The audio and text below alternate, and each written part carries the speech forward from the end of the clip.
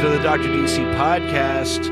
My name is Dr. DC, and joining me is not producer Richard because he's currently on his Axis Powers World Tour vacation. He went to Japan last year, Italy this year, so Germany 2025. That's where we're going. Each week, we talk about the weird and wonderful world of DC while fielding questions from listeners like you. This week, it's not a solo dolo episode. I've got a special guest. Joining me this week, podcaster, podcast producer, guy behind the Sonar Podcast Network, and overall very fun fellow. It's Michael Mongiardi. Hi, thank you so much for asking me to be the new host of Dr. DC. I accept. Yeah. Well, I thought episode 466 was a good number to do it. Richard had a good run. Yeah. So we'll put him out to Italian pasture. And yeah. He's always traveling, that guy. He's got the travel bug. I think he's gotten that. I think, day to day, he's a man who is consumed with work. He only does things like 110%. So he's totally consumed with work, and then he fucks off for 2 weeks. That's not bad. I mean, the work part, I guess, is bad. Yeah. Leaving me to pick up the pieces, but I'm glad that you could be here. So for those who don't know, do you want to give a little background on the Sonar Podcast Network? Because Richard and I are fortunate enough with Ghostfacers, with the other show. We're a part of that, and you guys are awesome. But do you want to give a little background on what Sonar is? Yeah, sure. I would love to. Wow, what a nice! I get the plug at the beginning of a podcast. Well, before people turn it off. So. Oh yeah, good idea. Sonar Podcast Network. It's like an independent podcast network in Canada. We kind of started in 2017 around the Toronto comedy kind of podcast scene, and kind of built out of there. And now we have a bunch of podcasts, a bunch of cool shows, a lot of Canadian stuff. A lot of comedy and other nerd stuff. So if you like this, you might like some of our shows. Check it out. That's it. I'm just a guy. I used to be a podcaster. I used to be a creative. Can you believe that? Right. I used to be a guy who people would ask to be on their shows. Yeah.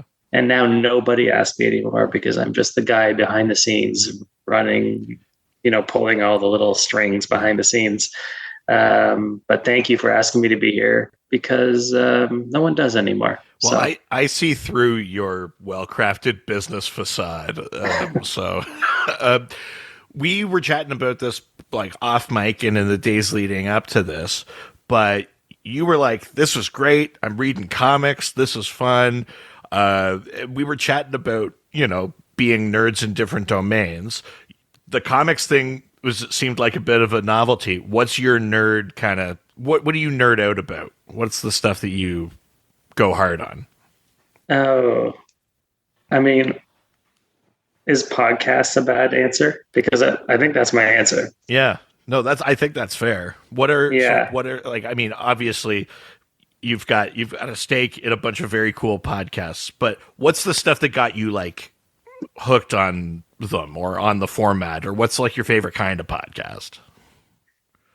Yeah, I would say if people ask me what my favorite podcast is, which people do sometimes, I think my answer is normally good because I've been listening to Comedy Bang Bang since it was Comedy Death Ray, way back. Right. And I still listen now, and I have been this whole time, and it's a legacy show. So I think that is kind of my go-to for my favorite. But there's so many interesting ones. There's do you know The Mystery Show? Do you know that show? It's just called The Mystery Show? No, I don't know that one. Yeah. It's so good. It only went for 6 episodes. It was oh my God. Yeah. And everyone wanted it to come back, and she kept saying she was going to do more, and she never did. But the whole thing is basically she was just solving small mysteries that can't just be solved by using the internet. And it was just so good. Like stuff like it was like someone, there was someone wrote a book and there was a photo of that they saw of Britney Spears like holding the book. And so the author was like, I want to find out if Britney read my book and if she liked it. And like the host like kind of went on this mission to track down Britney and find out. It's stuff like that. It's really, really well done. And it's like really engaging. It's like a clinic on like good, engaging podcasting. And it went 6 episodes and that's it. So it does sound like an enormous amount of work. That was exactly it. It sounds like the exact opposite of this podcast. Yeah. On this, the podcasting is a spectrum, and those are the 2 ends of the spectrum. I mean, yeah, we're definitely on an end of a spectrum when it comes to podcasting. But in terms of like getting into like comics and stuff like that, we've chatted about stuff. You've obviously got like an interest. Stuff about comics. What is it that either kept you away from them, or what is it that you like about them? Yeah. Okay. So I was kind of telling you about this before, but yeah, I think I just didn't have any comic friends growing up, right? Because I think all it would have taken was like to hang out at one guy's house in like first grade and with a comic collection and just reading a few comics, and I would just have been buying comics my entire life up until today. Right. And it's like, because that's the kind of thing that really sucks me in. Like, even just, you gave me kind of I think I can say this publicly. You gave me access to your to your DC Universe app to read this book that we are going to talk about. Mm-hmm. And I was just kind of going through and just like, honestly, I was like, should I really be, can I come into this show and like, do I have to like pretend I'm a comic guy, or can I be honest about who I am and where I am? But I'm going to be totally honest. I don't really know that much, but I kind of get the, I have like at least the behind the scenes of it all. Like, but reading this through, and it's like, it seems like there's runs of comics that are like written by one or created by one team. Is that how it kind of works? Like, yeah, like this Animal Man thing was like 28 issues or something, written by a guy or a person. Actually, I learned that they use they them pronouns. That's right. Yeah. Person, yeah. So they wrote this series, and it's the same artist, but then the very next issue was like a different team, like 29 or whatever. Yeah, I mean that it tends to be how it goes. They pair up a writer and an artist for a kind of set amount of a book. Sometimes wrenches get thrown in. Maybe that writer or that artist is also working on like 5 other things, and when the big event drops, you need a fill-in artist, or we need someone to write just a standalone issue just to fill a gap. But they do tend more or less to go in runs. In general, I mean, this isn't fair and it shouldn't be this way, but the run tends to get defined by the writer, and people sometimes forget about the artist. And I'm about to do it a bunch today with this Animal Man run. But that is generally how people think about things. Like all the Court of Owls, like Batman stuff. That's the Scott Snyder, Greg Capullo run, that New 52 era. People know that one. People know, the whatever, like the Phil Hester was an artist who did like a whole run on Green Arrow. People know that one. Sometimes it's just you latch onto something like the style of the art or something like that. Yeah, it's really cool, and it's like, and it's the exact kind of thing I would, and maybe will get completely sucked into, because like even in this book that we read, or is it book? Do we say book? Comic? Yeah. What's the word? In this one that we read, it was like there's like kind of references to stuff, and it was like picking up in the middle of a story. So I was like, oh, do I want to read everything? I read the next issue after 19. I read 20 as well, because I was like, the way it ended, I was like, I gotta find out what happens next. That's a big ending. And then this seems like there's lots of references to a bigger world and other stuff in the world, and it's like, I'm just such a completionist always, like with podcasts. I have to listen to everything. With like movie, like just like when Avengers Endgame was coming out, I watched all 22 Marvel movies in like a week and a half or Yeah, something leading sure. up to it. Right. Yeah, yeah. Like that's just my personality. So now I'm like, do I have to read every comic ever written now? Yeah, we got him. Animal Man 19 got me. Who knew? Yeah, no, I mean, so it's funny, we talked about this a little bit too. So today we're going to be talking about like liminal spaces and things like that because it's Doctober. Happy Halloween. Oh, does that That's sound like a? Is that Santa? Yeah, yeah, A scary yeah. Santa? Yes, Santa does our Doctober drops, and then when Christmas rolls around, I try to sing Christmas things to the tune of Halloween songs, or no, maybe I did the opposite. I never remember what the bit is when we get to Christmas. I was like, there's The one bit is Halloween that song. the bit is that I don't know what the bit is when we get to Christmas. But yeah, Santa does all of our Halloween drops. I love But yeah, that. it's October, so wanted to talk about something like vaguely kind of spooky slash terrifying. And there's something that I thought was fun about liminal spaces because the characters that end up in these sort of like weird meta gray areas or whatever tend to be like some of the weirder ones. And I thought that was kind of fun. So, but also, like we were talking about, I gave you like Animal Man 19 to read because it very famously Animal Man breaks the fourth wall in that issue in a way that was like, oh my god, like it was like kind of big and cool and crazy. But not like 5 issues later, it gets even crazier than that. And I was kind of kicking myself, but I was like, it's fine, it's fine. We'll talk about all of it. But yeah, I mean, why don't we just start with, I mean, really broad, what did you think of that issue? Like, I know I kind of we're dropping you in at issue 19, so it's not like you're following like every little detail, but what was your sort of experience of reading that? Yeah, it couldn't have honestly. I don't know. I don't know what the other one you were talking about was like 24 or whatever. Mm-hmm. But 19 was kind of perfect because it seemed fairly self-contained. Although he was hanging out with a physicist that I was like, I don't know who this guy is or why they're hanging out. Yeah, high water. Yeah, Yeah, yeah, yeah. So that was the only part where I was like, I don't know. But I was like, I don't know who Animal Man is. I quickly went to Wikipedia. I was like, okay, he can borrow animals' powers. Okay, got it, locked in. And then I opened the book, and like in page 2 or 3, it was like giving a full backstory, even though I think maybe it was wrong or something, or there was something, or maybe it was referencing an old storyline or a different thing or something.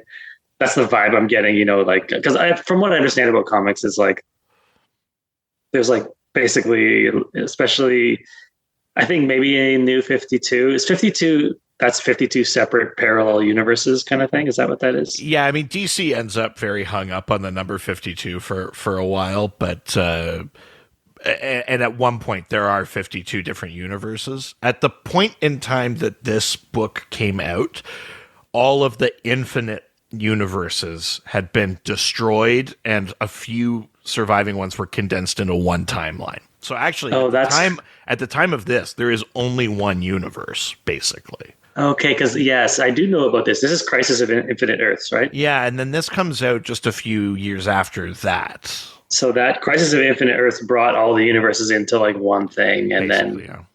so is that what this reference is? Because he was like saying like, "Oh, I'm not that version of Animal Man that got his powers at 19. I'm a different Animal Man." Like, yeah, yeah. I think maybe a couple of issues earlier, they do this thing where they take his like the panels of his first appearance, which is like Strange Adventures 180 or something like that, and then they do it like 3 or 4 different times, and it's like they talk about how he's sort of like hiccuping in continuity because something fucked up during Crisis, and it's messed with his powers and that, and the yellow aliens that gave him his powers like mess with him again and rebuild him, and it changes parts of his history and things like that. So yeah, you're totally right. I think I think the comic does a decent job of at least giving the hint that the thing you're looking at is referencing something older, and that Yeah. they're definitely talking about like a change in his like continuity for sure. Eh, Yeah, and the way they did that page was very much that was just like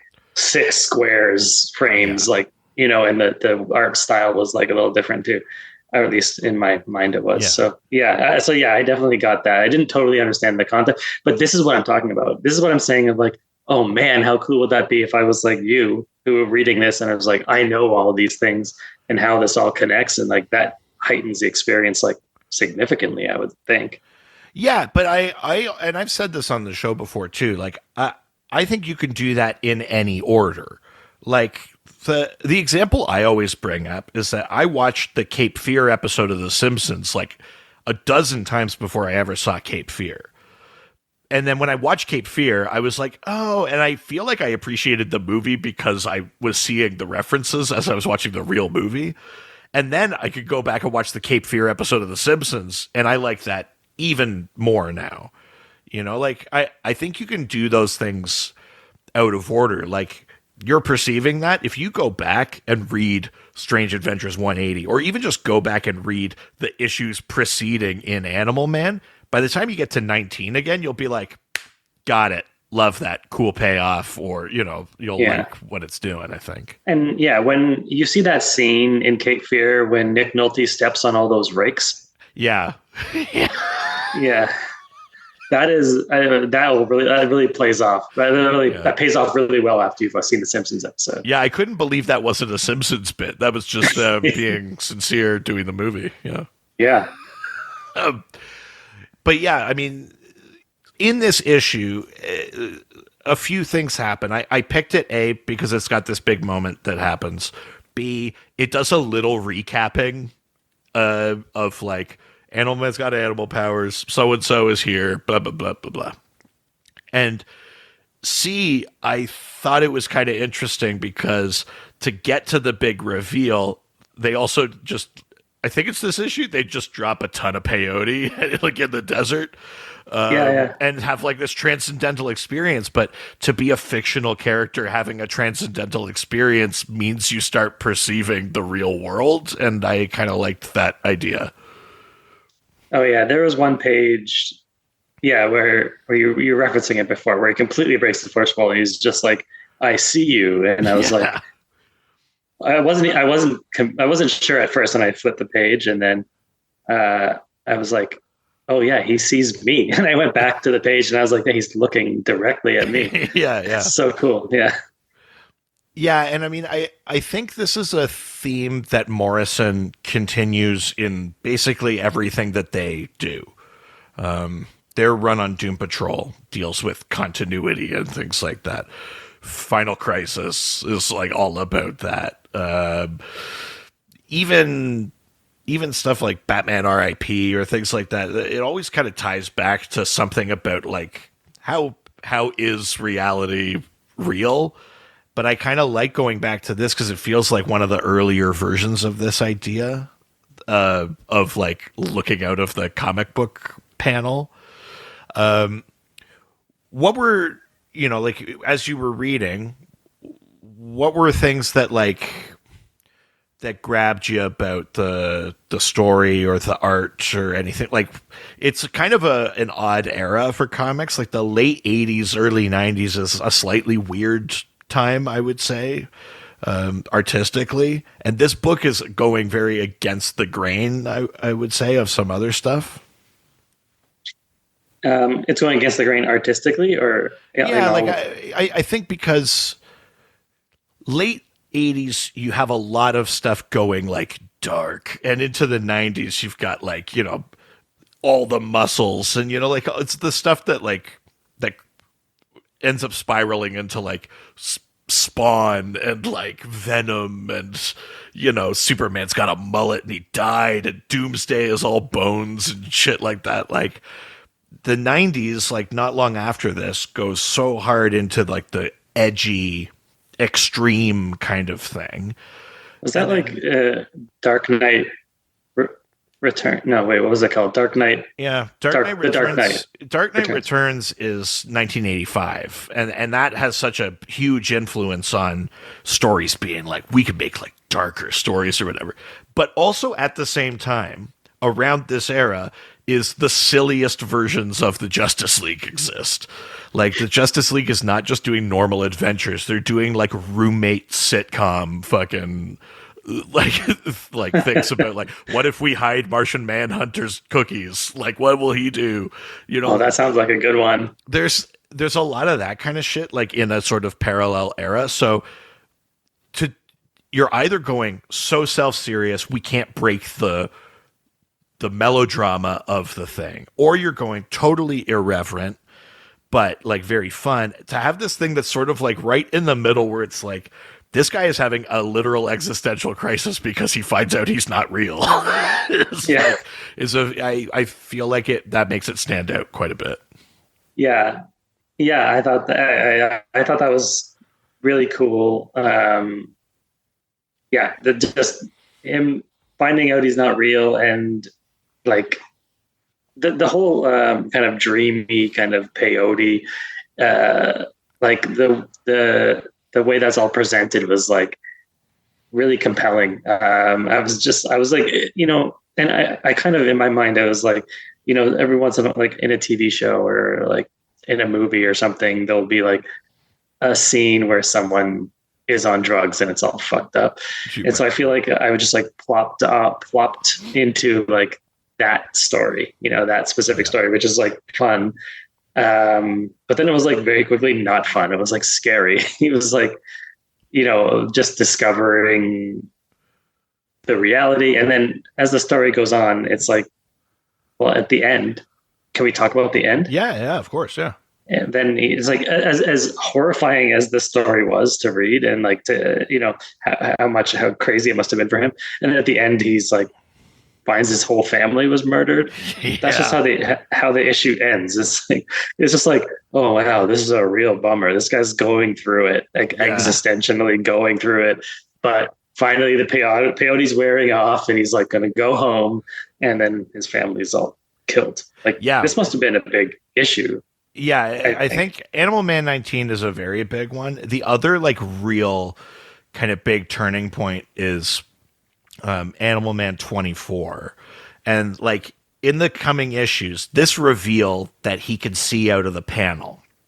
That carries on. It keeps going because there's another character called the Psycho Pirate who's a big character in Crisis on Infinite Earths, and he starts remembering all of the old worlds that don't exist in continuity anymore, and he starts like manifesting all these things. So in issue 24, a bunch of characters that have been erased from existence show up, and then they start perceiving outside the panels, and like one of them breaks a comic panel like open and then is like terrified of the white space beyond.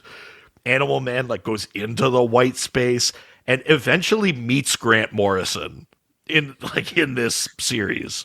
So Grant Morrison exists. They appear in like they're drawn in a frame. Yeah. Later on. Yeah. That's wild. That's so fun. I mean, later on, by with other writers and that, Grant Morrison ends up entering the DC universe as a character called the Writer. He even joins the Suicide Squad. From this is the origin of it. This run. Yeah. But there's all this kind of stuff about like Animal Man like disappearing from their reality and like peeking around comic panels. He's like in the gutters between panels and then he'll jump back in and stuff. Like they really mess with that idea of like being on a higher dimension or whatever, Wow. And that was all because he did peyote. He got superpowers. So do drugs, kids. Yeah. Earlier in the series, you see a couple of characters reduced to like sketches. Like this white space thing shows up earlier and you see this bad guy character kind of put his hands up, and then the next panel is like him, but when artists draw just like globe lines like before that, and he just gets like reduced further and further down into a sketch. So instead of like disintegrating like Dr. Manhattan, where you see his skeleton, or this guy is like reduced like artistically instead of like atomically, which is kind of messed up. Yeah, that's so creative. That's so fun that they were doing fun stuff like that. And I love it when they do stuff like that. Because like, yeah, like I'm not super versed in comics, but I mean, I've watched a lot of comic book stuff like on TV, Right. cartoons, and TV shows, and obviously the Marvel universe and the DC universe, which Mhm. we can all agree that DC cinematic universe is the best one, right? The most contrarian thing. No You, one believes that. yeah, you come in hot. You'd be like, my favorite movies, probably the first Suicide Squad. Yeah, yeah. I love Boomerang King or whatever. Um, Yeah, the first Suicide Squad, Black Adam. yeah, I watched Black Adam while I had COVID, and my experience watching Black Adam was watching the movie and then like falling asleep, uh, and then waking up, and he was explaining the same thing that he was explaining before, and then I fell asleep. And then I woke up and he was explaining it a third time, and I was like, "Wow, I just caught all the exposition in that's this movie and didn't that's so see funny. any of the rest of the movie." Yeah, my controversial Black Adam take is that it is not the worst thing ever. Like it's it firmly feels like a movie my dad and I would have rented in the 90s. Yeah, Like it's like fine, but you don't get to make a fine movie and then say the hierarchy of power in the DC universe is about to change. yeah, yeah, Yeah. yeah. That was a wild choice, Yeah. but yeah, and I like it when they do fourth wall breaky stuff. Like Yeah. Deadpool does a lot of that, and that's like so fun to me. Again, I watched the latest Deadpool movie, and I had to rewatch the first two Of before course, seeing yeah. it. Yeah. Um, and it's fun, and like even what was it called? She-Hulk. There's Yeah. like a lot of like self-referential stuff in that too, and like I Kevin Feige was like that robot or whatever. I'm sure Deadpool does more of this kind of thing in the comics, but like Deadpool in the movies, he'll look at the camera, he'll reference stuff from the real world, and that's fine. The thing I liked in She-Hulk was like that moment where she like hops out of like the Netflix window or the Disney Plus window and is like crawling down. That kind of shit is sort of like this Animal Man stuff. Like it's a little bit there's like an extra layer of how meta it is, which is like it's interacting with like the way you're even taking in the story. Yeah, yeah, I like that I too. actually feel like Deadpool and Wolverine did it for the first time in the Deadpool movies, where he like headbutts the camera and it actually cracks. Like Yeah, I feel like we didn't get really that in the other two movies, but no. yeah, definitely. That third one was the best one for me, and I was honestly, I mean, this is getting into Marvel, and I know it's a dirty word in this podcast, but we can't talk about Marvel. But I thought it was I was so impressed that Marvel, and which is now part of Disney, went so hard R with this movie. It was like a hard R. I was not expecting it, and when I went to see it, children were in this theater, and then he was like I mean, in the that's so opening messed scene, up. he was like jacking off something. I forget what it was, something, some bone or something, and I was like, "There's children here," but Yeah. I not mean, my kids. I've seen lots of people make poor choices in terms of bringing their kids to movies, but I got to imagine Deadpool and Wolverine is up there as a bad choice. Yeah. Um, yeah, But yeah, that thing at the end of She-Hulk when she was going, I remember thinking that was so fun and kind of innovative and cool. And talking to other people about it, and they were like, "Oh, that's stupid." I was like, I don't know. I guess I'm a sucker for like meta stuff like that when it's done yeah, in a creative way. And I thought that was so. I love that part. And you're the first person I've talked to. And Reed, I feel validated. yeah. I mean, I am also a sucker for that stuff, and I'll say like a thing that it doesn't start in this issue, but DC has a long history of like considering comic books themselves as like kind of portals to other places. Like as far back as like the 50s is the idea that like the adventures of one Earth are the fiction of another Earth kind of idea. But the thing that this book does even more is like reinforce that if that's true for them, that we're reading the book and they can see us, then who's reading us? You know, like you can kind of put this book down and go like, fuck, fuck, fuck. You know, like, and I love that kind of shit. And canonically, the real world is in the DC multiverse, which is its own sort of weird, interesting hiccup. But It's one of the 52 universes. yeah, and I mean the right now, canonically, all the infinite Earths are back. But even when there were only 52 universes, the real world was one of them, which is kind of note or interesting. All right, we got some questions about things like this. This idea of like, you know, like that white space, the gutters, or like other kind of like weird meta liminal space sort of things. So I'm just gonna jump in, and yeah, there'll be some like fun stuff to talk about.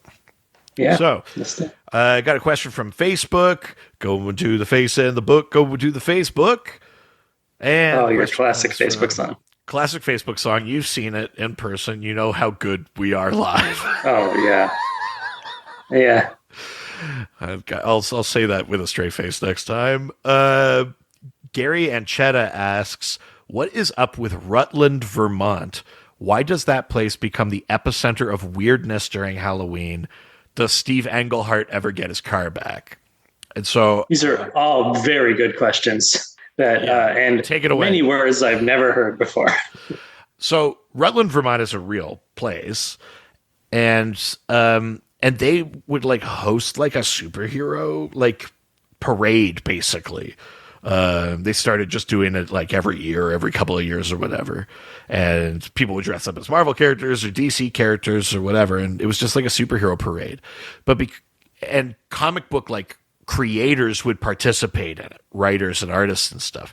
And it sort of became such a like an in legend that writers and artists started putting it into comics. So now this real world thing also exists like fictionally in both the DC universe and the Marvel universe. And I think what this question is getting at is one time they wrote a story where it kind of it sort of technically takes place as a crossover between DC and Marvel, but sort of like sneakily. And like Juggernaut tries to steal Steve Englehart is a comic creator. Juggernaut tries to steal his car, like some shit like that kind of happens or whatever. So this real world place with a real world superhero thing where people dress as actual superheroes is also in the superhero universe where the superheroes are dressed like superheroes seeing people dressed like superheroes. Wow. That's layers. Yeah. I mean, let's flip this around. If you had to be in a superhero parade, what superhero would you dress up as? Oh wow, putting it on me. I guess Grant Morrison. I guess I'd have to be the writer. I wasn't ready for it. Yeah, that's fair. I like that. I think now the only thing I ever want to be is Gambit. Because of his appearance in Marvel vs. Wolverine and as a completely incoherent Channing Tatum. Yeah. Ooh, I'm about to make a name for myself here. A voice really I did not stop doing for 3 weeks after I saw that movie. Yeah, that was fun. Why Gambit? Why Gambit? Because the cards? Do you like the you nailed it. It's because I just want to do the stupid voice. Oh yeah, okay. You nailed it. There was no extra layer to it. It's just that, yeah. No, I can get behind that. So, an excuse to be able to do a fun voice all day. Exactly. Yeah. Exactly. When my daughter was very young, like 2 or whatever, I would very frequently do the Bane voice from The Dark Knight Rises, and then she would respond to me in the same cadence. So, yes, brother. And then this little 2-year-old would go, I expect you to die. What's the line? that's Goldfinger. Oh yeah. Yeah. Oh yeah. yeah. Did you expect it? I don't know. Yeah, you're right. That is Goldfinger. I wonder what would break first, your spirit or your body. That's the one. Yeah, that's the one. Classic. But if I was to pick a serious answer, I think the comic book character that is most like that I'm most connected to, and I think just because ever since I was a kid, I was like the TV show really captured my imagination, and it still does to this day. And it's maybe a weird choice, but the Incredible Hulk. I used to watch the animated show, and then kind of going into like the 80s and 90s was that like Bill Bixby version, and I was like, love that, and it was like the Hulk is really, firmly in the like sidekick kind of supporting character role. He had that one movie with Ed Norton, but like in the MCU anyway, it was before, but that's it. And that one even was like kind of like whatever, okay. And then besides that, he's like a fun character that's like a side character. He's always fun for a couple jokes and for like just come in, save the day or whatever. Right. But I don't know. I still love the Hulk when he shows up. I think Mark Ruffalo's cool as hell. Yeah. So yeah. Yeah, I dig that. I like that. That's a good answer. We're gonna go over to Instagram. Now we're going to Instagram, take some questions and answer them. But first question from Instagram comes from Robbie's Just This Guy, who asks, if you were trapped in the little pocket dimension with Superboy, Alexander Luthor, and Superman and Lois, what would you talk about over the next 15-ish years? Also, would you advocate for smashing that barrier? So we talked about Crisis on Infinite Earths, and in that story, the old like 40s Superman and Lois, along with a Luthor from a world where he's a good guy, and a Superboy that comes from the real world, who's a kid that gets Superman powers, but he's from the real world. Those 4 characters end up put in this like little pocket dimension where they watch the next 15 years of comics continuity play out just from their own weird little paradise pocket. So the question is, would that drive you nuts? Would you hate that? Yes, probably. How do you do with like, during COVID, like how were you with just like working at home? Because I'll tell you, like in my house full of my things, I need to get out if I'm there more than like 2 days. Oh yeah, no, I'm fine. I can work at home. I can not leave the house for weeks and be happy. Oh shit. Yeah. So you'd actually be good at this. Maybe.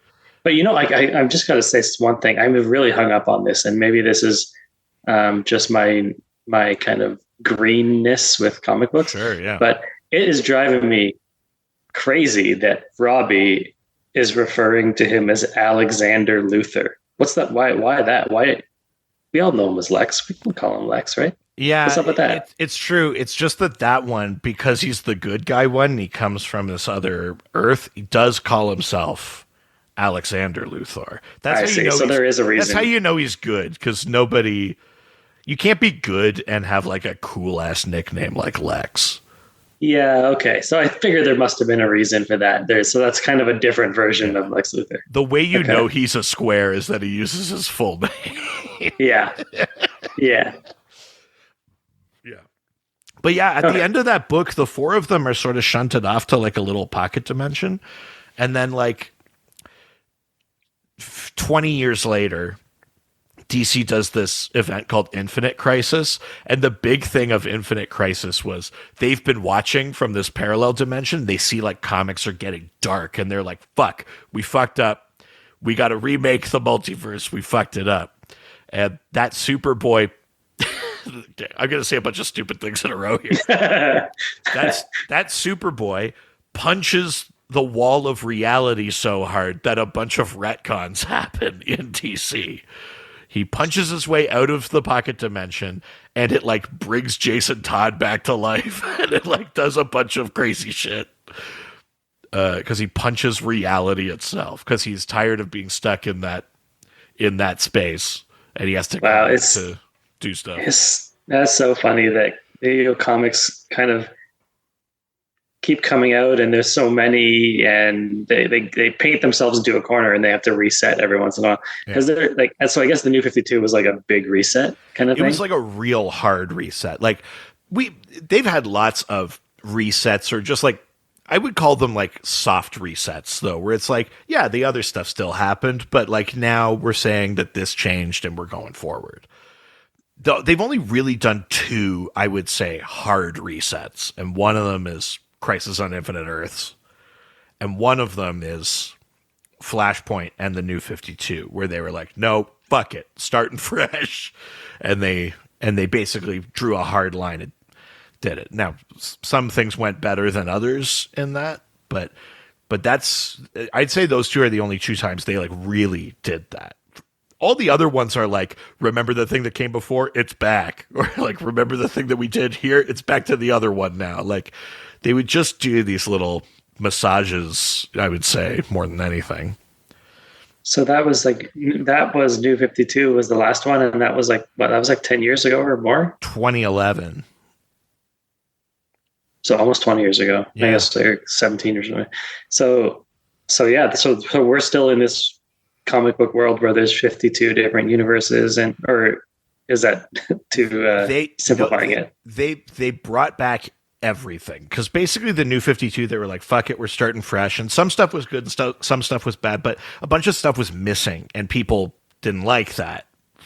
In varying degrees of being chill on the internet, people didn't like it. Yeah. And then eventually they were like, okay, what if we wave our magic continuity wand and we say all the good stuff from the New 52 still happened and still gets to stay. And all the stuff you liked before that we said didn't exist anymore also comes back and gets to stay. And we'll just ignore the stuff that we didn't like or don't think that worked. And people went, yeah, great, do that. And so they did that and they blamed it on Dr. Manhattan. And that was pretty much it. So that was the explanation, was like, I don't know, Dr. Manhattan waved his magical dong wand and kind of sort of. It's only slightly more complicated than that, but I would say only slightly. Okay, great. I'm all caught up then. Yeah, that's yeah, basically.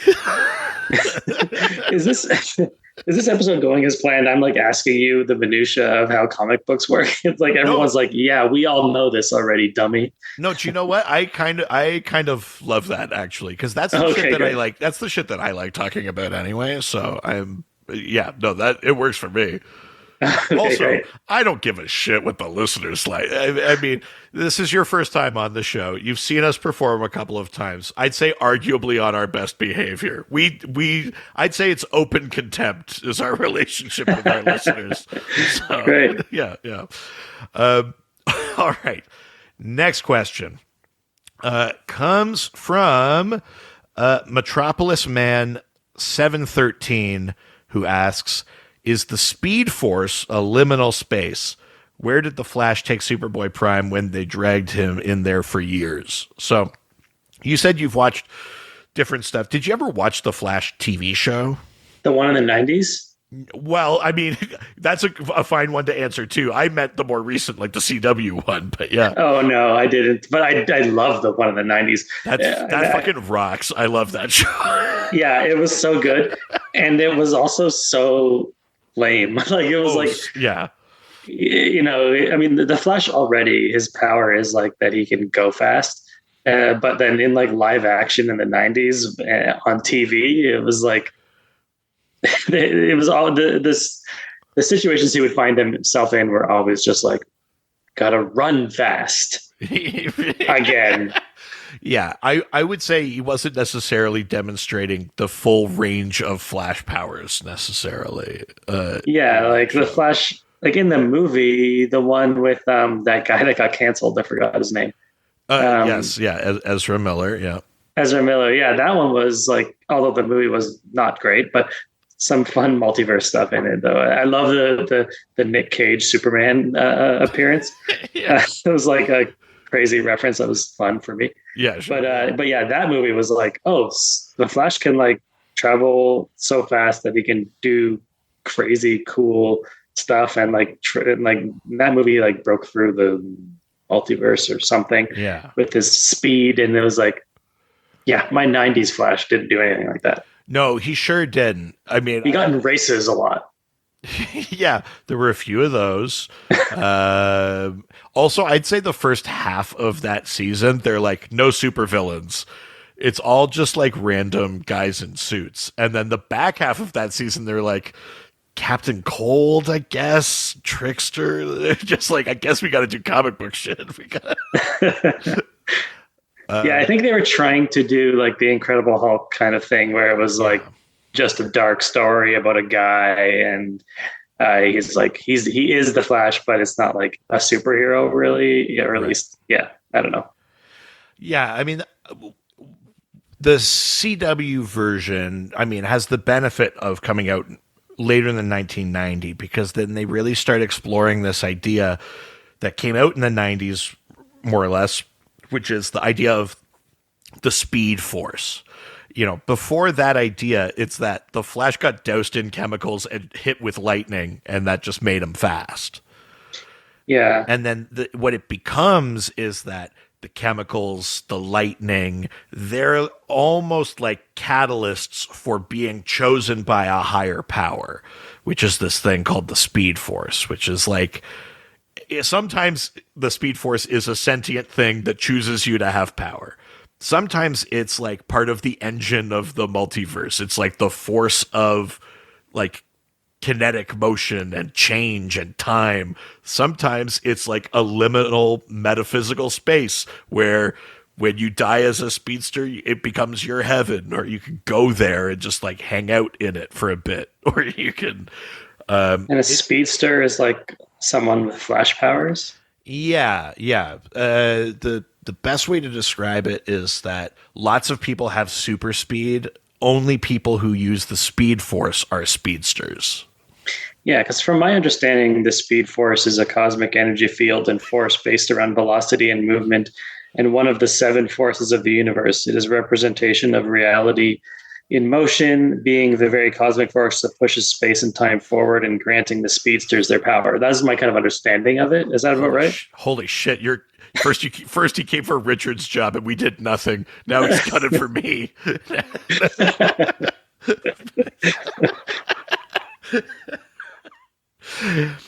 But yeah, I mean, the Speed Force becomes this sort of like catch-all thing. Like, our joke on the show is we just say like, because Speed Force. When someone goes like, how did the Flash do this? You go, Speed Force. So like, it's the magic wand thing a little bit.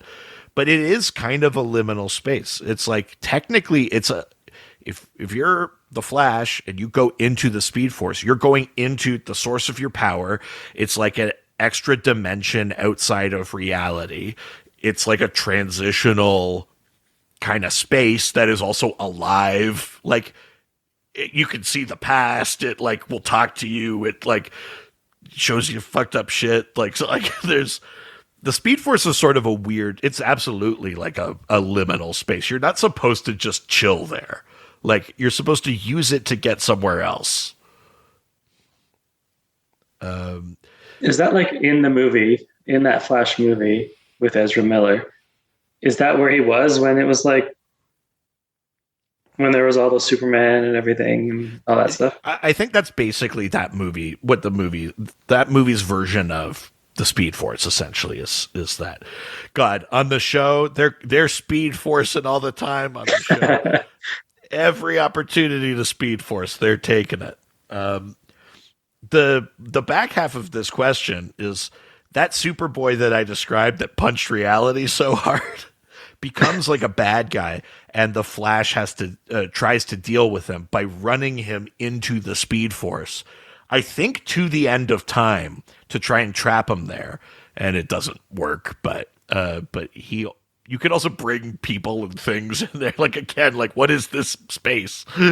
But yeah, definitely a liminal space.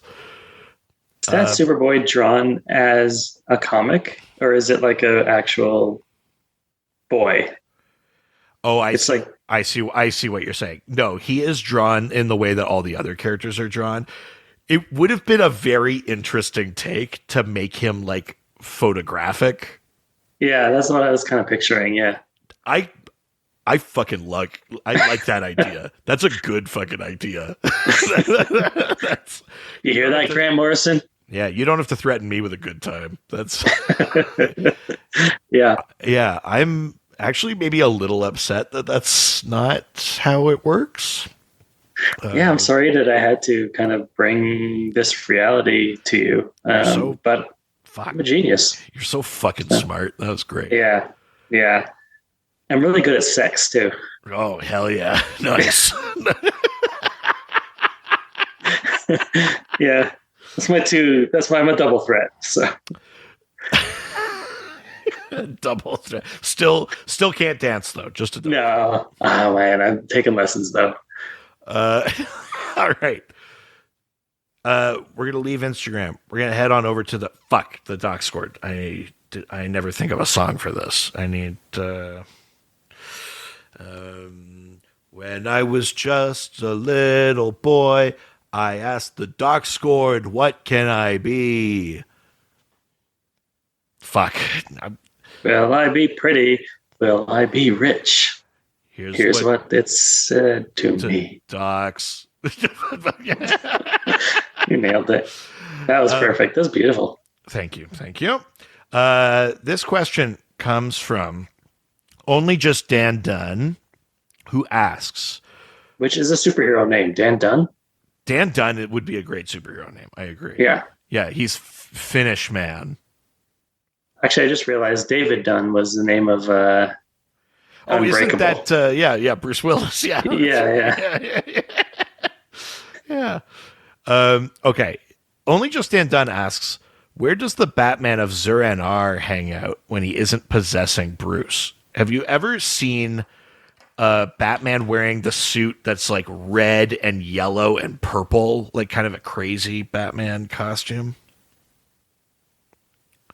No, I have never seen. Are you asking me? No, I've never seen that. Yeah. So that's based on like an old like Silver Age comic. He's called the Batman of Zur-En-Arrh, and Morrison, who we've been talking about, kind of reinvented that idea as like you know how Bruce is like prepared for fucking everything because Batman is like unbeatable. The one thing he's got is if he gets psychically attacked, he's partitioned off a part of his mind to be this like Batman that is just the Batman mission, basically. And that's the Batman of Zur-En-Arrh. So if he gets like psychically attacked, Zur-En-Arrh can take him over. But it basically means that he has like a complete duplicate, essentially, version of himself living in his own mind. It's like the ultimate fucking Batman always prepared kind of thing. Wow. How do you feel about that idea? Because Batman is like, even just the idea of Batman always being prepared, always being able to win. Some people really hate that with Batman. What's your stance on how good should Batman be? I mean, I feel like that's kind of Batman's thing. I mean, everyone's got their thing. I don't know. For me, Batman is always a character I've always been drawn to because I can relate to him because I'm very handsome and very rich. Mm-hmm. So again, and just like also very strong and like a really good fighter. Yeah. And you saw your parents killed in an alley. Yeah. No, so yeah, I guess this is kind of a new idea to me. But people are mad because he's always prepared, or he's always good at fighting, or something, or he's always wins. It's kind of the idea that you'll hear people like argue it online. We're like, who would win? Blah blah blah. And the argument is always Batman with prep time, unbeatable. He'll win. He'll learn everything about you. He'll hit you where it hurts. He'll learn a new domain of science. He'll do anything because he's got total like physical and mental mastery of himself. And so if you give him any opportunity to actually like make a plan or a strategy, he'll win. Which I think you're right. I mean, it's kind of the thing people like about him, but like, do you think there's a limit to that? Like, does the idea of like, I'll just make a backup brain in my brain, like, does that start pushing the bounds of like what you think always being prepared means?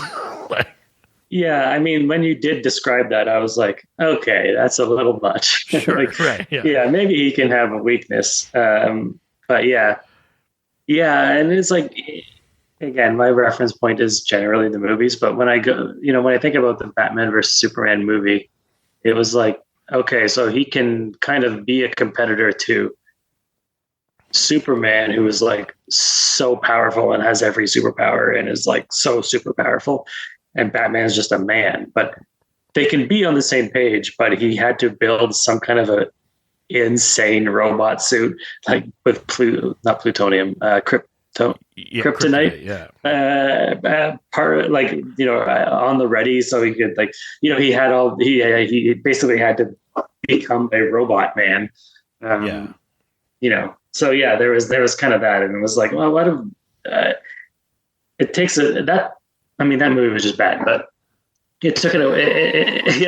It kind of took it away from me a little because I was just like, yeah, maybe these two guys shouldn't be fighting. Like, you know what I mean? Like, they're kind of from different. Like Batman's on the street and fighting the mob and stuff like that. right. So when he's fighting like Superman, for me as a not a comic book guy, but just watching movies, it's like I feel like this is just a weird pairing that doesn't make work for me. Yeah. I think that's fair. I mean, in the context of this question, like this has actually come up quite a bit in comics lately. The idea of like, where is Zur-En-Arrh when Batman doesn't use him, and he's just in the back of his brain, but you kind of get the sense that he's like always aware that he wants out, but he can't get out.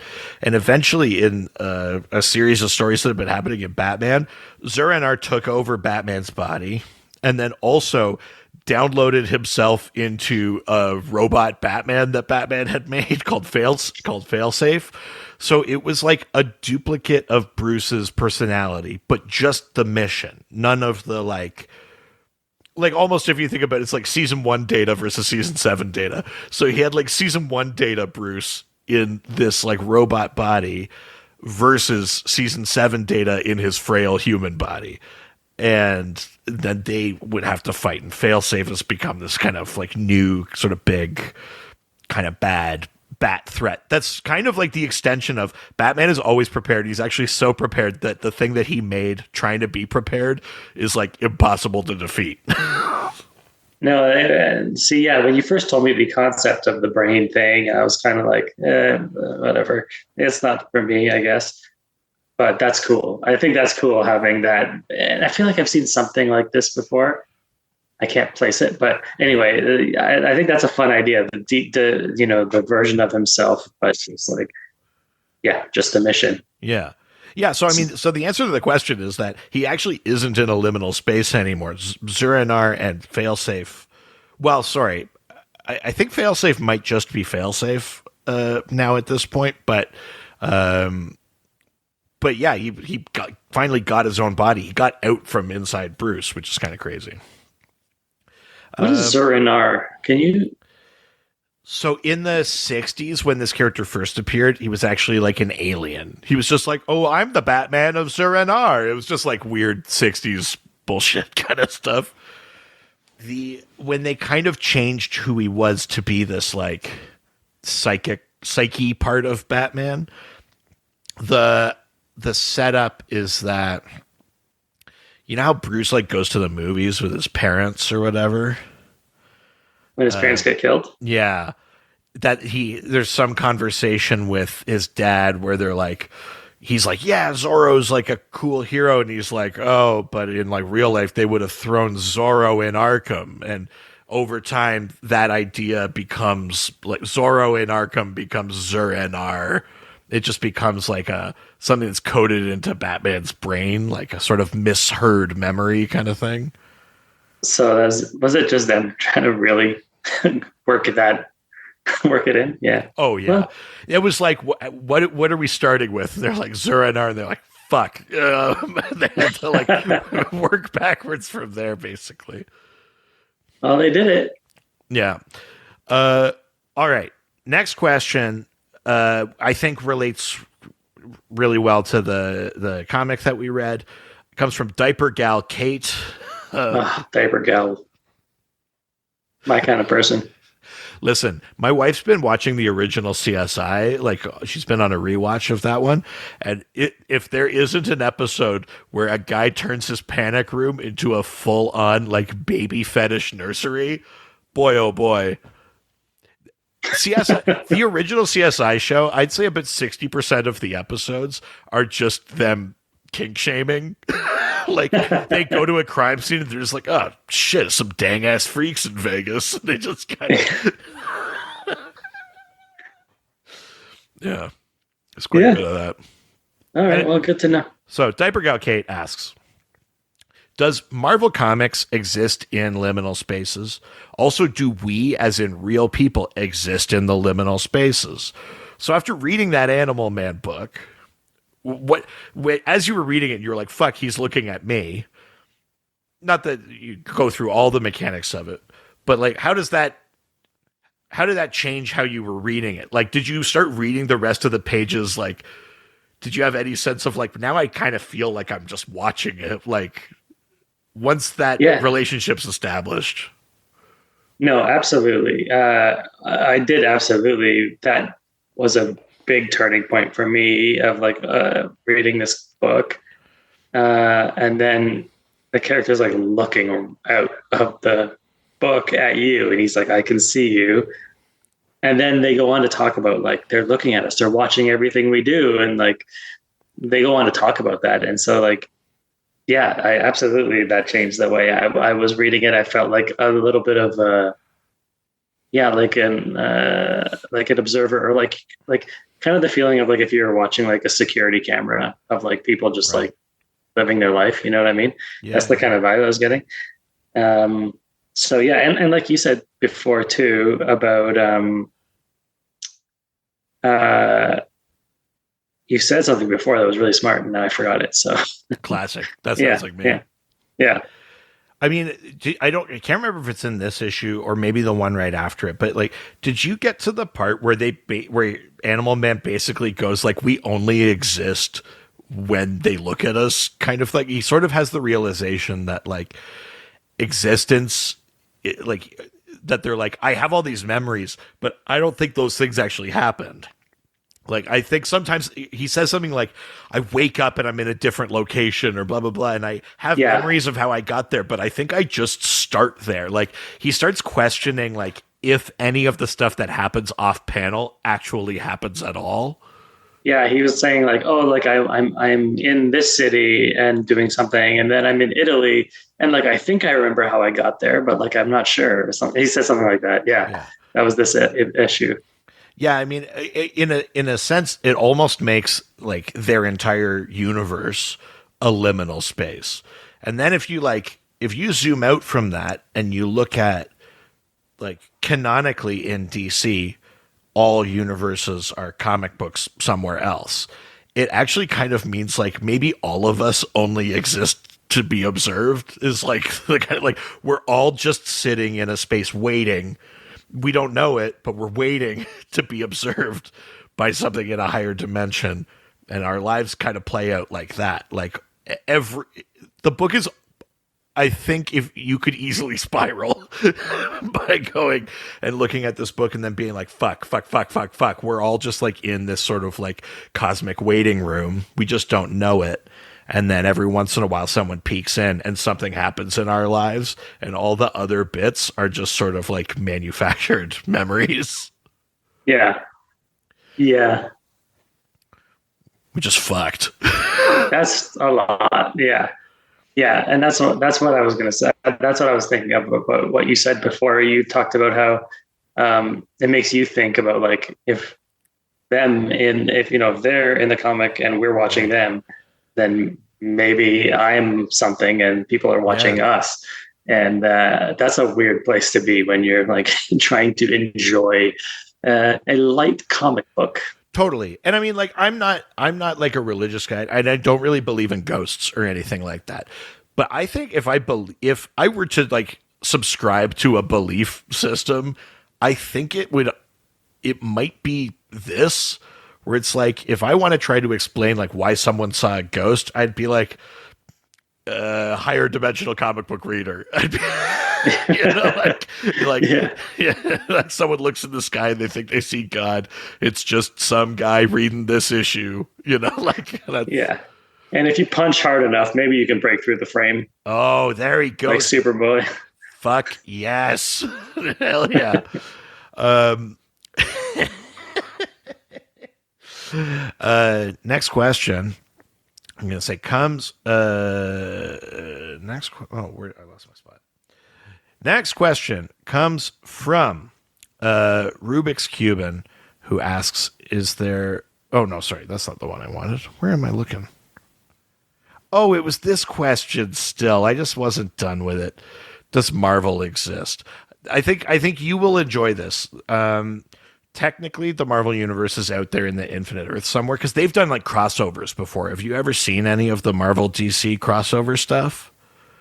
No, I didn't even know that was allowed. They did it back in the 90s when both of them were like, fuck, are we going out of business? Um, and so one of them is like a sort of team up adventure. One of them is like a DC versus Marvel thing. And one of them, they did this thing called Amalgam Comics where they like fused them together. So you'd get a character like Dark Claw and his name was Logan Wayne. So it'd be like Wolverine and Batman put together. Or you'd get the Iron Lantern or like shit like that. Okay. So they've done some crossovers before. I mean, in one of the crossovers, they didn't end up doing this, but they almost permanently traded the rights to a couple of characters. There was talk in one of the crossovers that to give it some actual stakes, that DC would give up Martian Manhunter and Marvel would give up She-Hulk and trade them so that from that point forward, She-Hulk would be a DC character. They Wow, didn't. that They would have been didn't do so it, interesting. right? I kind of Yeah. love that. I sort of wish that they had done something like that. Maybe not with those characters, but yeah, they used to do these crossover things. So the Marvel universe exists out there somewhere. But both Marvel and DC also do this thing where they have like versions of each other that they can take the piss out of because they're not the real ones. So in Marvel, they've got a team called the Squadron Supreme, which is sort of like the Justice League. It's got Hyperion is like Superman. They've got like Power Princess or whatever is like Wonder Woman. Like they're obvious like analogs that they can poke fun of. In DC, they've got this universe called Angor, and the joke there is that, and this is funny for people listening now, but the joke there was that Marvel Comics were the angry ones, and DC was like fun and happy-go-lucky. um, but on Angor, you have like the Retaliators instead of the Avengers, and you've got all these kind of Frank Future, not Mr. Fantastic, and all these just different versions of Marvel characters that you could fuck around with and go to that Earth and poke fun of their stories and do shit like that. So Marvel does, in a couple of ways, exist in DC. Except they call it major comics. They can't, in a DC comic, be like, did you read this Marvel comic? So they call them major comics whenever they're referencing it. But Okay, so the answer to her question is Marvel Comics does exist, but it's called Major Comics. yeah. So if you're like, you could be sitting in Metropolis, Superman could save the day, and you could be sitting down with an issue of major comics, and you would be reading about the adventures of that Earth, which is Earth Yeah. 8 You in could be reading about the Infinity Gauntlet, and Mhm. everything about that book is exactly the same as it would have been, except the little logo in the corner says Major instead of Marvel. Yeah, and like the characters' names are different. They can't Oh call, yeah, like they can't call him Captain America, but they on that Earth they have American Crusader, but he's dressed more like a knight, and that's his thing. But he still has a shield and all that kind of shit. So yeah, Marvel does exist in DC. I kind of the last few times they've done like a big multiverse story, decent portions of it have taken place on the major comics Earth, which is kind of fun, I think. that is cool. Man, comics are so cool. What they can do. There's a It's there's a thing I think you would like on Earth 8 on the major comics Earth. That version of the Hulk is called the Behemoth, but when he turns into like a giant monster, he's also a baby. so it's like he's throwing a tantrum. That's like the joke. So he just turns. so he's like a giant baby, Yeah. Yeah. a normal colored baby, or is he green? He's blue. A giant blue baby. A giant blue baby. The Behemoth. Which I think is like a pretty good. I need a Behemoth movie. After reading this book, I was like, I wish there was an Animal Man movie or something, just based on this one book, because it was very cinematic, and maybe they all are. I don't know, but that's like, yeah. Has he ever appeared in pop culture in any movies or anything? Nothing so big as that. He's shown up in animation, I think. Oh, or has he? Is animal?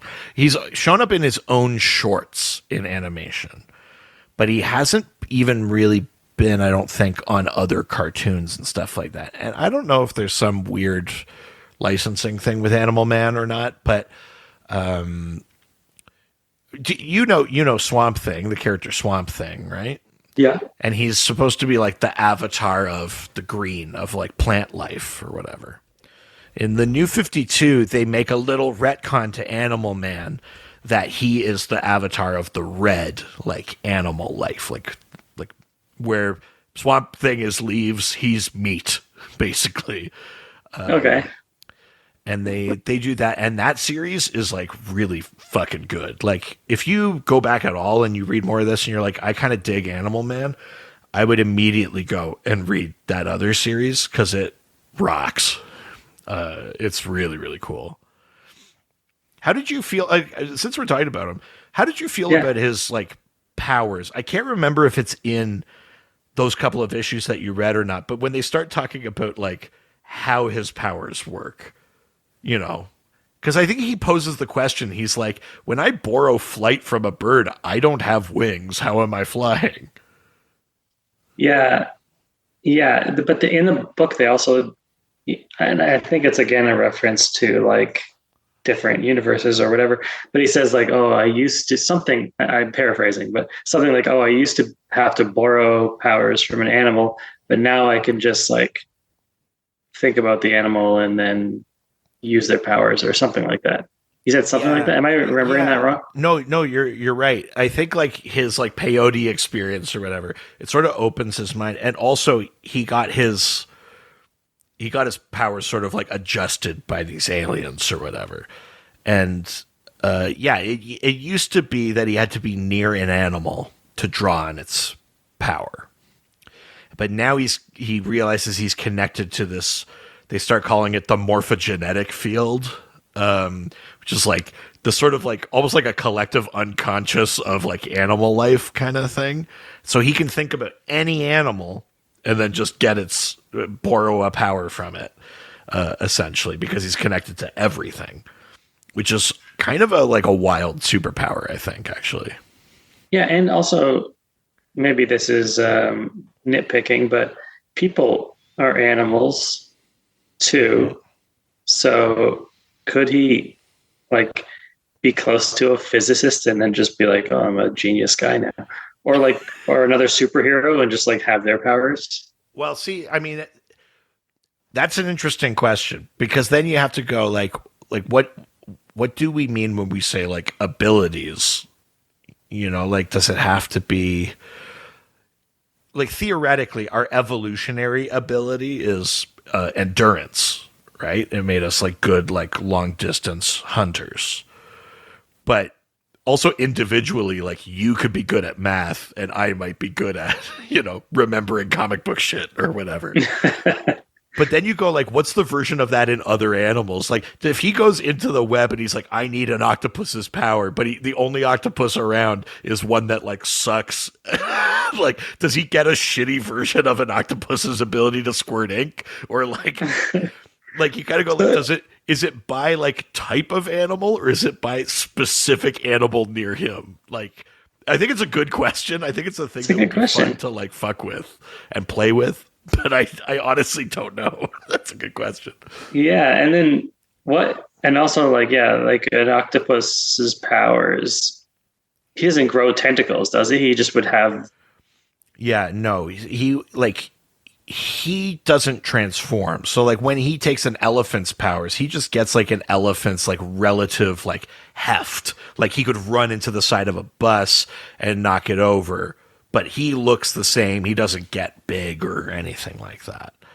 So you would, yeah, I guess I guess how do you define what a power is anyway? Yeah, good question. Get on that, guys, over there at DC. Yeah, I want to see him get like sucky octopus powers. Yeah. I want to see him with the shooting ink, but it just kind of dribbles out. Yeah. He wants like a dog sniffing ability, but he gets a dog with anxiety. And so then he's real nervous about it while he's doing it. This is it. We should be writing. Why aren't we writing comic books? I think we're sitting here podcasting like fools. I know. I think we should be writing comics, actually. All right. Next question comes from Rubik's Cuban, who asks, is there a DC equivalent of the white space from the Doom Patrol show that exists in the comics? I know Marvel has one, but I always wondered about the DC universe itself. So did you watch the Doom Patrol show at all? Because I think you would dig that one. You know what? I started it and somehow didn't finish it, but I remember liking what I saw because there was some like kind of, it was self-referential a little, right? A little like meta stuff going on. Totally. And in that first season, Mr. Nobody, the guy that's sort of being the fourth wall breaky kind of narrator, exists in this place called the White Space. And in that show, a character named Flex Mentallo helps get the Doom Patrol there, and he's like, it's the space between, like, he's like literally pointing at like the gutter between like comic panels or something. He's like, this is where we're trying to get, is like this, again, liminal space in there. If you didn't make it that far in the show, I'm not going to spoil it for you, but I will just say you're going to love Flex Mentallo's power, which is he's the man of muscle mystery. Basically, he can flex his muscles and do anything. Different muscles do different things, and so when he's trying to get them into the white space, he's trying to activate some like deep tissue kind of muscle like pose to transport them there. Because I like this. Yeah, he's the hero of the beach, the man of muscle mystery. It's Flex Mentallo. Flex Mentallo. I like that. I like that. But they go there, and it's sort of like being in a void. Like, it's just like a big white zone, and Mr. Nobody is there. And again, they're sort of out of continuity. That's how he's been able to like comment on the show as it's been happening and stuff. And we see the start of it basically in this Animal Man series and in this book. And then, like I said, only a few issues later, someone literally like punches the side of a comic panel and it breaks, and they're like, shit, because they sort of like look into the void and it freaks them out. And they there is something that happened in the very next issue, 20, that I didn't really understand, but it was like the panels would kind of fade in and out of black. Do you know what that was? Oh, shit. I'm going to have to... I'm going to pull it up just so I can have a look at it.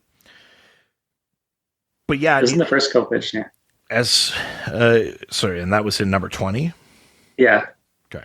Um, the as far as the white space thing is concerned, there's also this idea of that it gets explored later in this series of comic book limbo.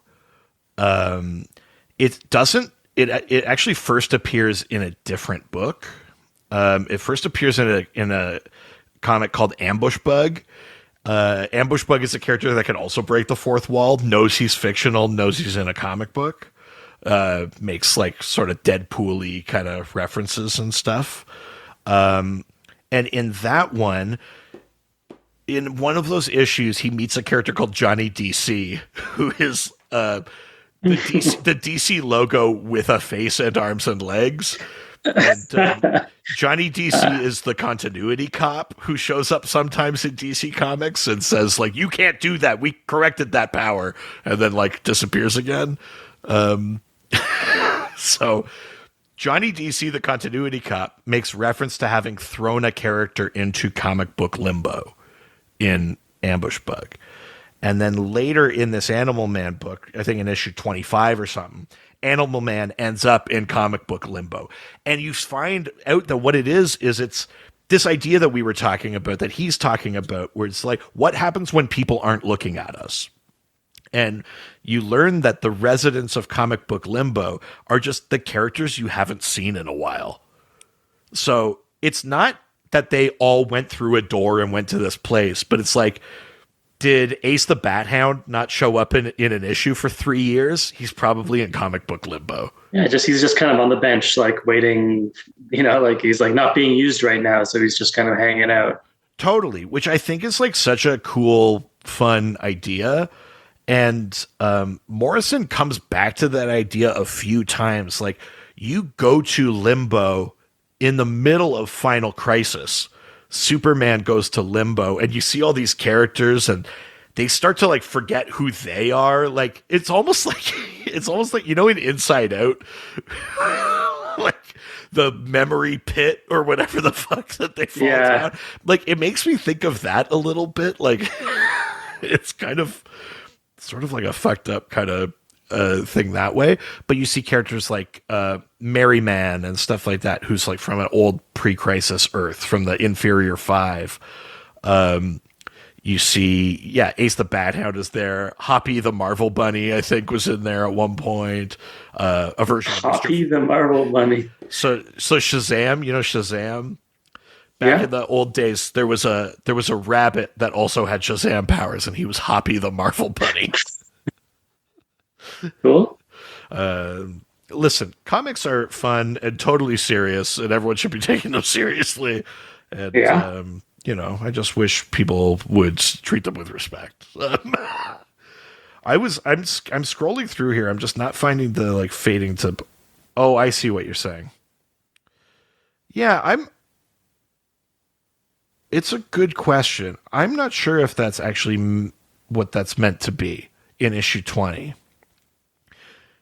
You're talking about you're talking about like this kind of stuff? Yeah, I was interpreting it as like he's just kind of like in a haze after like seeing his family get murdered. He's kind of like blacking out almost. I think that's probably the best way to interpret it, but you're right that in a book that's already starting to fuck with the art and what panels are real and shit, I think you're right to be like, is this something? Yeah. But no, I like your version of it. I think it's that kind of like, he's in shock. He's just seen his family murdered. He's in a haze. He's sort of in and out of these things. But you know what would make it different is if those panels were white, I'd be like, something hinky is going on here. Because that white space sort of implies limbo and like that extra spot between panels, the spot you wait while someone's waiting to draw you or write you or read you or whatever. Like, if those panels were fading to white, I'd be like, he's drifting in and out of like reality, not just like shock or something like that. Yeah. Cool. I like that. All right, last one.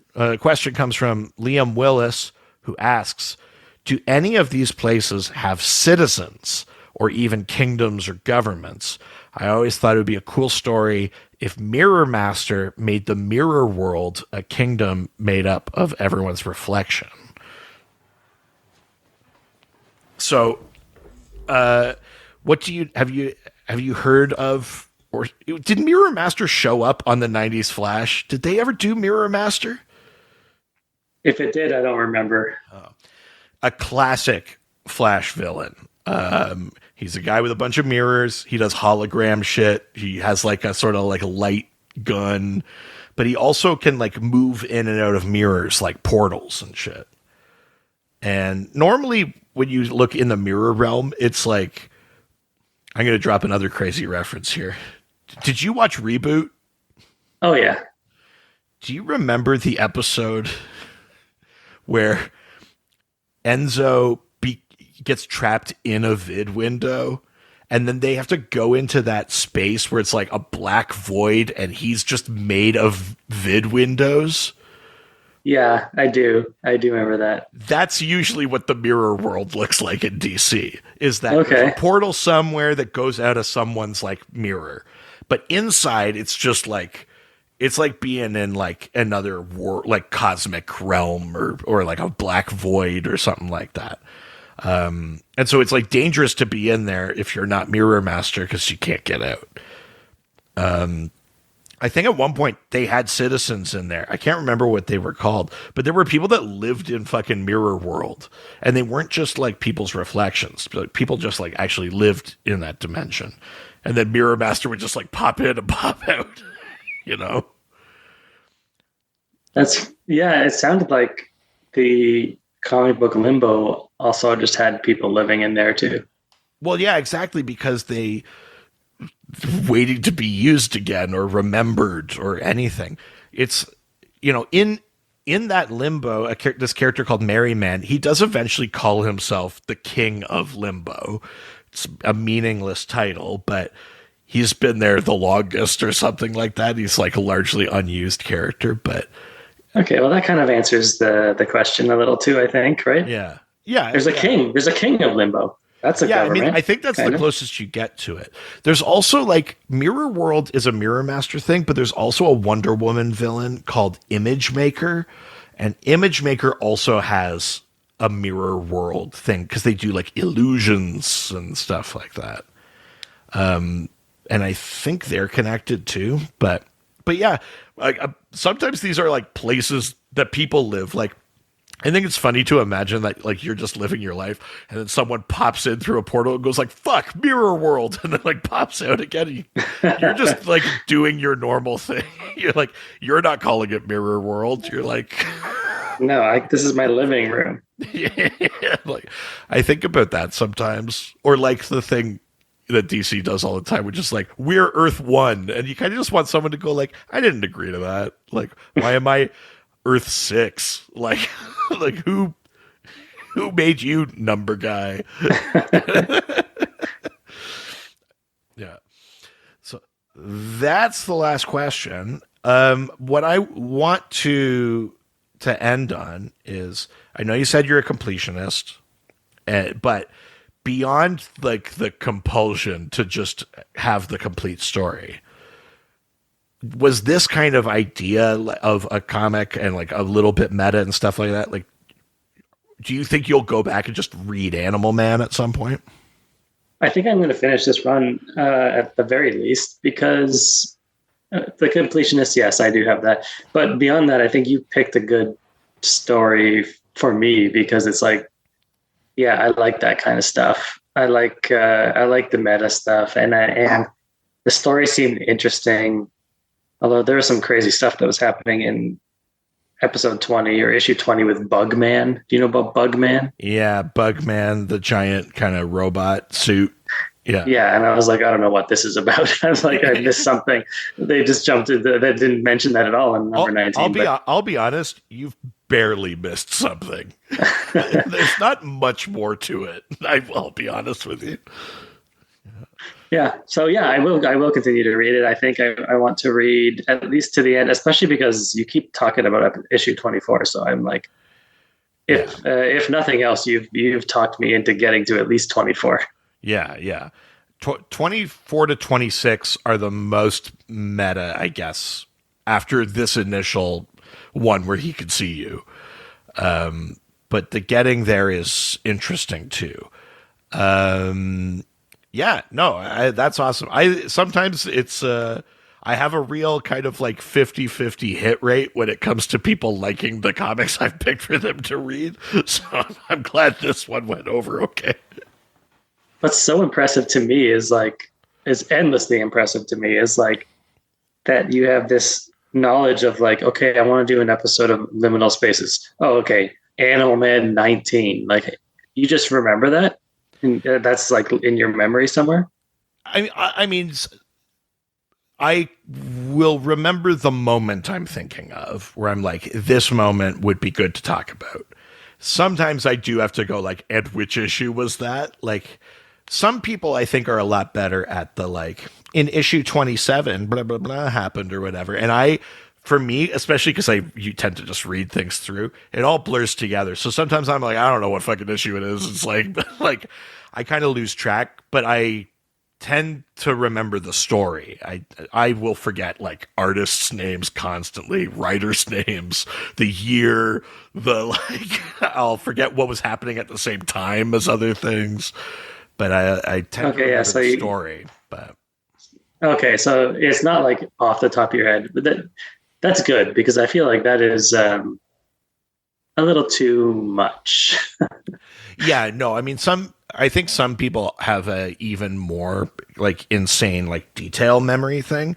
I I think I only remember details like incidentally to vibes. Like vibes are what I remember first, and then I could like go like, but I know that it's this because I remembered something else. Like, you know what I mean? Like I can deduce the detail, but I seldom remember it. Yeah, Yeah. yeah. Well, that's cool. Yeah, I mean, it's still so impressive that you've like how much. So you've only got into it later. I know you're wrapping up, and now I'm asking you No, questions. go for it.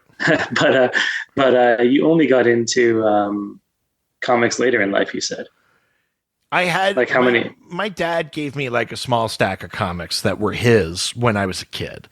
Some Legion of Superheroes, some Flash, some Justice League, some Iron Man, a couple of Captain America ones, some stuff like that.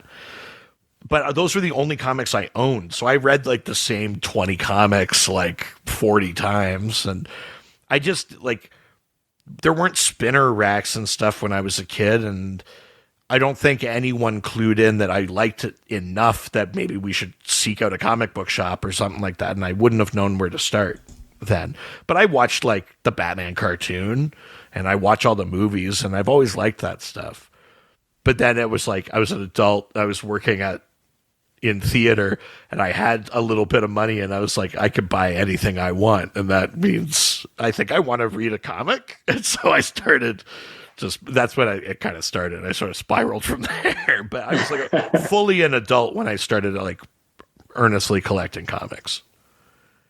That's cool. And do you like how do you choose what? Because there's just the problem with it for me is like the sheer amount of what's out there is so overwhelming. It's like, if I want to watch all the Marvel movies, it's like it's a lot, but it's 22 movies or whatever. Sure. But like, but there's thousands of runs and comic books, and it's like, do you just hear like this is a good run? Okay, I gotta watch that Grant Morrison run or whatever.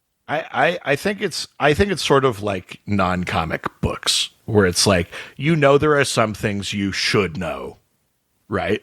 Like if you're talking about like novels or whatever, like you should read Pride and Prejudice. You should read, I, Robot. You should read, like, you list whatever your couple of things are. You should read whatever. If it's plays, you're like, you should The Bible. you should know Romeo and Juliet. Yeah, the Bible, obviously.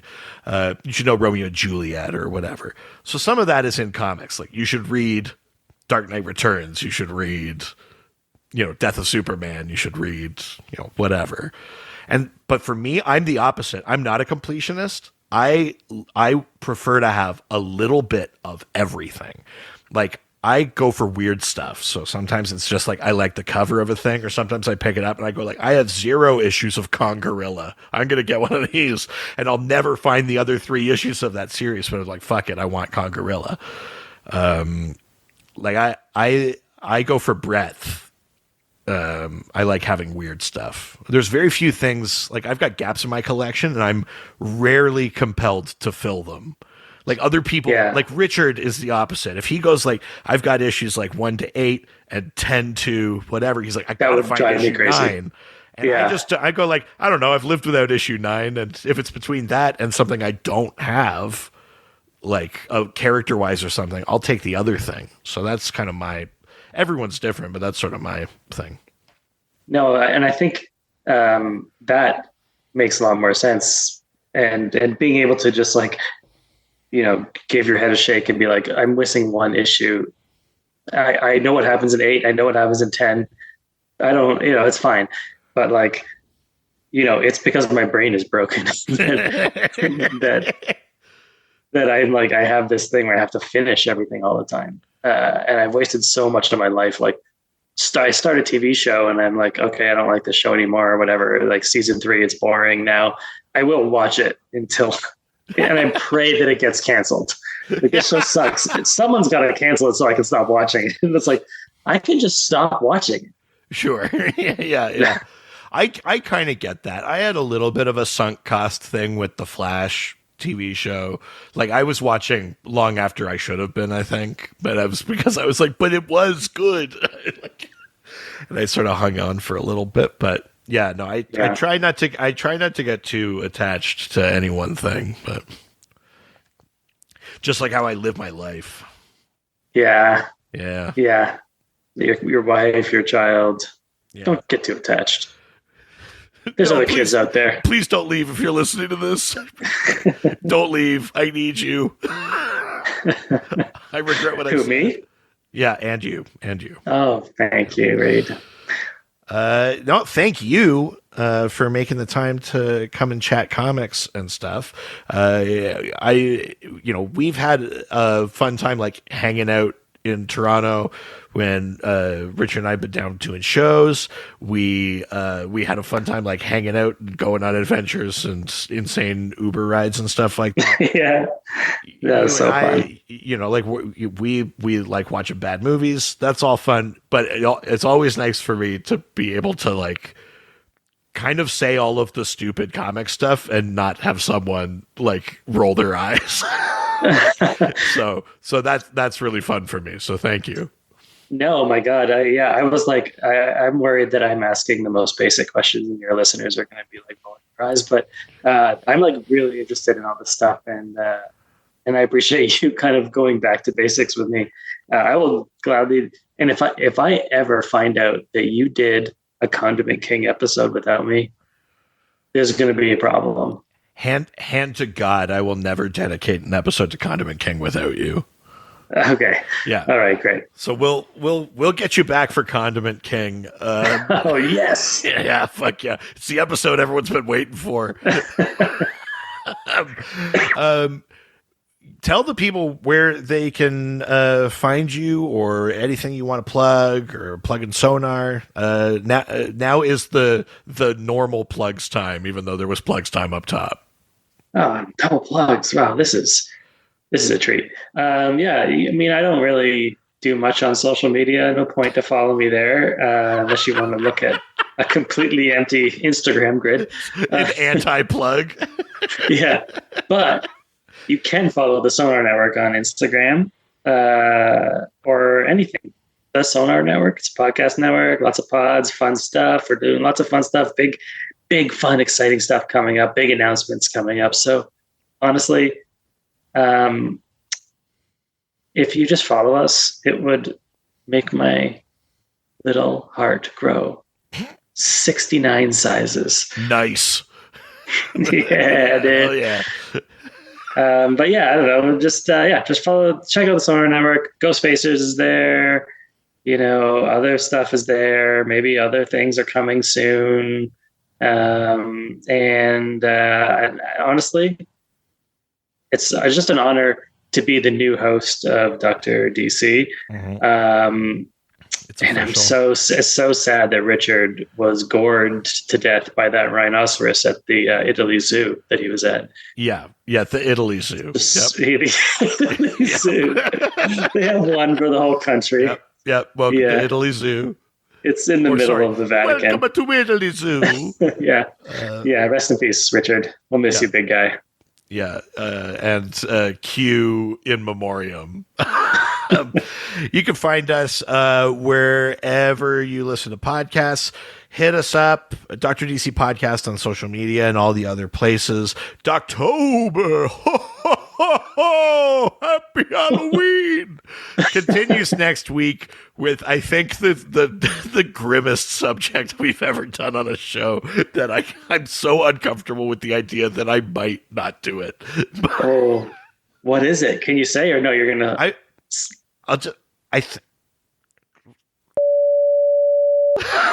We're gonna do an episode of Oh, wow. Send your questions about that. And, hit us up on Patreon, patreon.com/DrDC. All the levels give you access to the Doc Squad, our awesome fan community. And at the higher levels, you get bonus episodes, and all helps to support us. And go check out Ghost Facers on the Sonar Network. Richard and I going through every single episode of the CW Supernatural. We're in season 10 of 15 right now. And go hit that up. Thank you again so much, Michael, for joining. Say My goodbye. Pleasure. Bye. Thank you for having me, Reed, and may God have mercy on your soul. Yeah, hell yeah. Adios. This was a Brain Freeze podcast.